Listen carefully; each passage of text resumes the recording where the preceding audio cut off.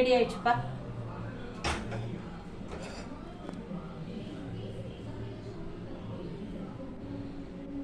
தக்காளி, வெங்காயம் ரெண்டுத்தையும் பொடியாக நறுக்கிட்டு 4 திரி பூண்டு, ஒரு பீஸ் இஞ்சி நசுக்கி போட்டு 4 முந்திரி உடச்சி போட்டு ஃபுல்லாக 2 சோம்பு போட்டு தாளிச்சிட்டு நமக்கு தேவையான காரம் போட்டு மஞ்சள் பொடி உப்பு போட்டு கொதிச்சிட்ருக்கு. இது கொதிச்சு மூடிட்டான்ட்டு நம்ம பன்னீர் போட்டு இறக்கலாம்.